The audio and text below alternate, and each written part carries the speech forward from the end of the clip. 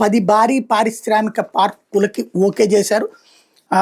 అంతర్జాతీయ ప్రమాణాలతో 10 భారీ పారిశ్రామిక పార్కులను అభివృద్ధి చేయాలని ప్రభుత్వం నిర్ణయించింది. ఏపీఐఐసికి దానికి సంబంధించి 4012 ఎకరాలు ఇచ్చింది. ఇక్కడ సమస్యల్లా ఏంటంటే ఈ ఏపీఐఐసి స్వయంగా నడపకుండా ఎందుకు అవుట్ సోర్సింగ్ వాళ్ళకి ఇస్తుందో తెలియదు. లైక్ ఇప్పుడు తడ సెజ్జు తప్పించి మొత్తం ఆంధ్ర రాష్ట్రంలో సక్సెస్ అయినటువంటి సెజ్ ఏంటి?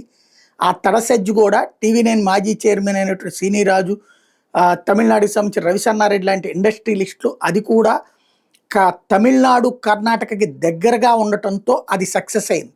అది వాళ్ళు నిర్వహించడం వల్ల. అట్లాంటి యాజమాన్యాలతో నిర్వహించితే నష్టం లేదు.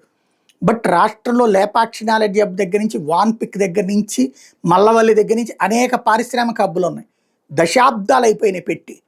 కాకపోతే వాటిట్లో వచ్చే పరిశ్రమలు, భూములు అయితే తీసుకుంటారు, పరిశ్రమలు పెట్టేది అతి పరిమితం. 4 పరిశ్రమలు వచ్చి ఆ ప్రాంతం బాగుపడితే అప్పుడు తమకు కేటాయించిన భూమిని అమ్ముకోవాలన్నటువంటి రూట్లో వెళ్తూ ఉంటారు.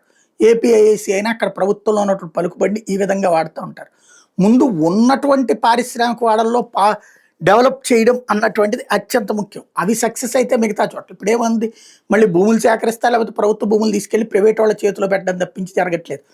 ముందు ఫస్ట్ మనకు కావాల్సింది సాగర తీర ప్రాంతంలో ఎక్కడైతే పోర్టులు నిర్మిస్తున్నారో ఆ పోర్టులున్న ఏరియాల్లో పారిశ్రామిక పార్కులు పెట్టేటట్టయితే ఏపీఐసినే నిర్వహించుకోవచ్చు. చక్కగా డబ్బులు వస్తాయి. వాడెవడికో మూడో వాడికి ఇచ్చి ఆడు సంపాదించుకుని ఆడు మనకు బిచ్చం వేసినట్టు ఎందుకు అంటే మనకి అవుట్ సోర్సింగ్ ఇవ్వడాలే ఇష్టం.